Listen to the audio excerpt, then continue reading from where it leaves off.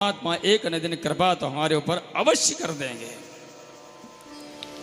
अब हम लोग चाहते क्या हैं कि थोड़ा सा कर्म करें और हमारा कार्य तुरंत बन जाए। आचार्य जी के पास जाएंगे कि महाराज कोई संक्षेप यानी शॉर्टकट रास्ता बता दो महाराज, हमारा काम कैसे हो जाए।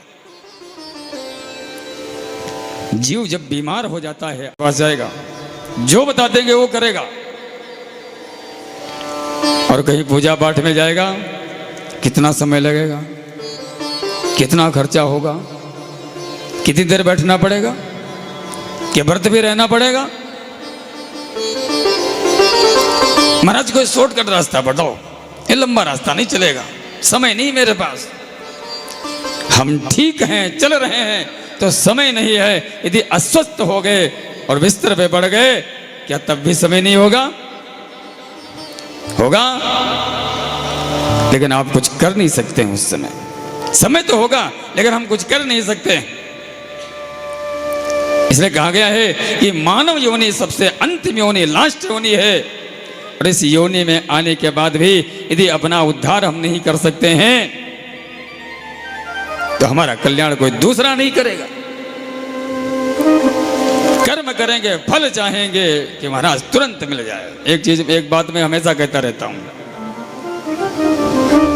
एक सज्जन थे, कथा में सुन लिया, यदि कथा सुन लो तो साक्षात ठाकुर के यहां से, नारायण के यहां से विमान आ जाता है।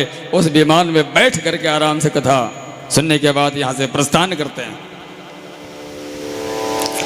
अब सज्जन कभी कथा सुनने तो गए नहीं थे, और जब विमान सुना बोले यार जिंदगी भर तो हमने कथा नहीं सुनी और आज ही कथा सुनने आए हैं, और आज ही महाराज ने ये बोल दिया है, चलो कोई बात नहीं, एक बार गंगा नहा करके देख लेते हैं। कथा सुनने के बाद गंगा जी नहाने गए। दिसंबर जनवरी का महीना, और जैसे ही गोता मार करके बाहर निकले तो मुंह उठा के टुकुर टुकुर देखने लगे, कहीं विमान तो दिखाई पड़ नहीं रहा। तो मन में थोड़ा हुआ कि अभी विमान दिखाई नहीं पड़ा, लगता कि सब ढंग से गोता हमारा लग नहीं पाया। दोबारा गए, फिर गोता मारा, बाहर निकले, फिर विमान दिखाई नहीं पड़ा। बोले यार कथाकार तो कहते हैं कि कथा सुनने के बाद गंगा जी नहा लो तो विमान आता है, और मैंने तो इसमें 10-12 डुबकी लगा ली, विमान क्यों नहीं आया? बोले एक बार और लगा लो। अब अंदर गए तो चाचा के नाम के, ताऊ के नाम के, फूफा के नाम के, मामा के नाम के, सभी के नाम के 1000 डुबकियां लगा दी। और जैसे बाहर निकले देखा तो विमान फिर नहीं। अब आपको पता ही है, जब इतनी बार गोता मारने के बाद बाहर निकले, विमान दिखाई न पड़े तो अगला व्यक्ति क्या करेगा? गाली चालीसा शुरू कर दिया। अब दांत तो मंजीरे बजा रहे, हाथ पर कटकट कट कीर्तन कर रहे, बड़बड़ाने लगे, और बड़बड़ाते बड़बड़ाते पता नहीं क्या क्या गालियां दे रहे थे। इतने में नारद जी महाराज निकल बोले, अरे भाई क्या बात, क्यों नाराज हो रहे हो? बोले महाराज जितने कथाकार सबको गालियां दे रहा हूं। बोले क्यों, इन्होंने क्या बिगाड़ा? बोले झूठ बोलते हैं। बोले क्या झूठ बोला?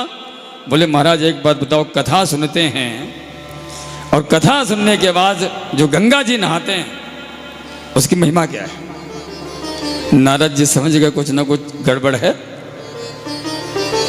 नारद जी ने कहा भाई मुझे नहीं पता कि गंगा जी की महिमा क्या है, हाँ भगवान भोले बाबा बता सकते हैं। बोले चलो मेरे साथ भोले बाबा की बात। अब नारद जी को लेके वो सज्जन जैसे भोले बाबा के पास पहुंचे तो इन सज्जन को भगवान को प्रणाम करना चाहिए था। ना प्रणाम किया, ना टाटा हाय हाय भला बाय बाय क्या बोलते हो ना किया, और सीधे जाके बोले महाराज गंगा जी की महिमा बताओ। अब भोले बाबा समझ गए, बोले भैया गंगा जी की महिमा मुझे भी नहीं पता। बोले कौन बताएगा? बोले ब्रह्मा जी ने कहा कि गंगा जी में छोड़ रहा हूं, जटाओं में धारण कर लेना, तो ब्रह्मा जी बता सकते हैं। बोले महाराज साक्षी भरने के लिए तुम भी मेरे साथ में चलो। हम नारद जी भोले बाबा ब्रह्मा जी के यहाँ जाके पहुंचे और जाते ही प्रश्न कर दिया, महाराज गंगा जी की महिमा क्या है?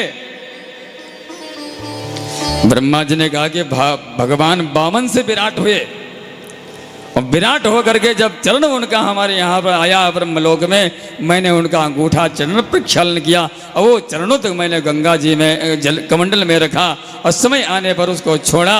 शिव जी ने धारण किया भगीरथ तपस्या की और वही जल आज धरातल पर जो है सबका उद्धार कर रहा है। इसकी इतनी महिमा मुझे पता है, इसके बाद क्या महिमा मुझे भी नहीं पता है।